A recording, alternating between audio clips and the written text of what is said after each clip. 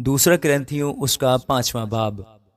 کیونکہ ہم جانتے ہیں کہ جب ہمارا خیمہ کا گھر جو زمین پر ہے گرایا جائے گا تو ہم کو خدا کی طرف سے آسمان پر ایک ایسی عمارت ملے گی جو ہاتھ کا بنا ہوا گھر نہیں بلکہ ابدی ہے۔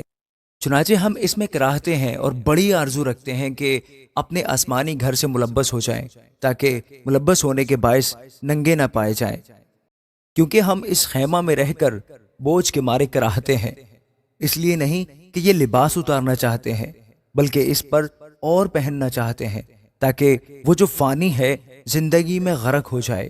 اور جس نے ہم کو اسی بات کے لیے تیار کیا وہ خدا ہے، اور اسی نے ہمیں روح بیانہ میں دیا۔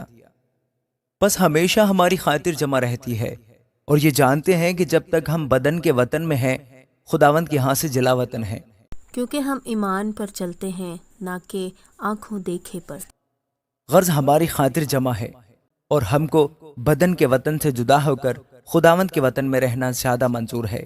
اسی واسطے ہم حوصلہ رکھتے ہیں کہ وطن میں ہوں خواہ جلا وطن اس کو خوش کریں، کیونکہ ضرور ہے کہ مسیح کے تخت عدالت کے سامنے جا کر ہم سب کا حال ظاہر کیا جائے، تاکہ ہر شخص اپنے ان کاموں کا بدلہ پائے جو اس نے بدن کے وسیلہ سے کیے ہوں، خواہ بھلے ہوں خواہ برے۔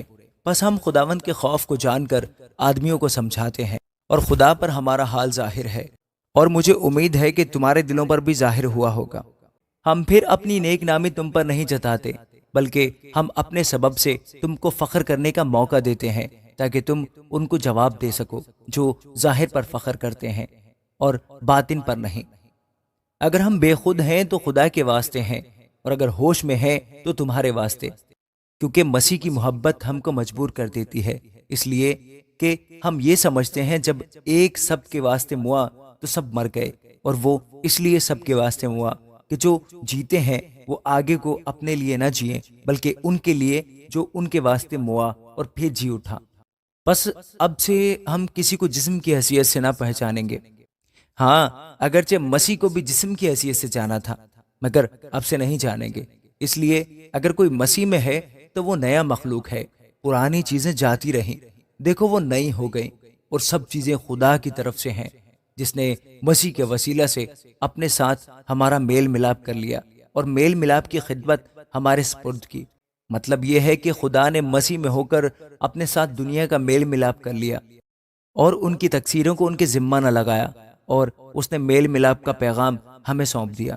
بس ہم مسیح کے ایلچی ہیں، گویا ہمارے واسطے سے خدا التماس کرتا ہے، ہم مسیح کی طرف سے منت کرتے ہیں کہ خدا سے میل ملاپ کر لو۔